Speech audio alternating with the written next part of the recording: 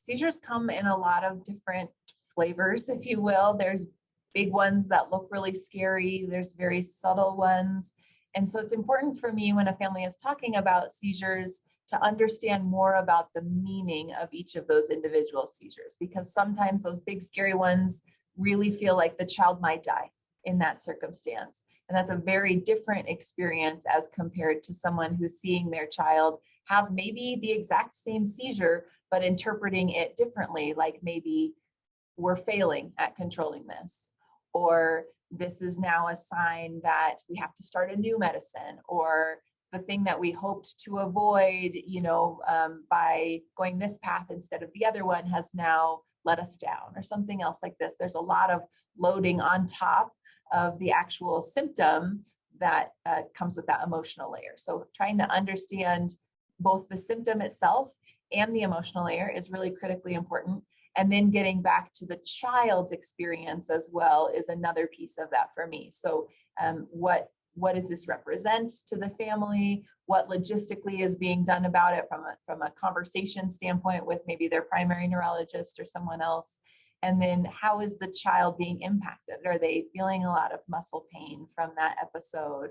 Or are they just tired afterwards and then they can't be present with the family like we were hoping that they could? Or is there something else about the seizure experience itself? Do they get frightened? Does it feel like they're then disoriented or something that takes away from what had been planned for the day? I think seizures and some of the other neurological symptoms like dystonia, dysautonomia, all these things are very unpredictable often. And so that's another layer on top of all of those other things about how people feel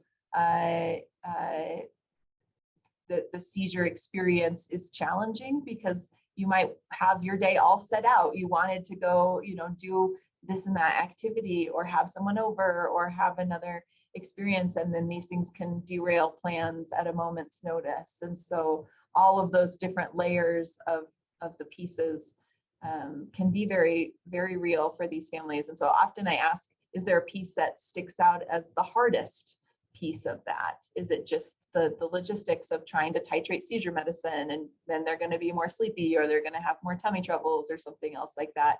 Or is it that you feel like there's no predictability in your life? You try to have some sense of control. Again, that good parent piece about, I was going to take them to the park today, and now all of this is being threatened because of things that are outside of our control.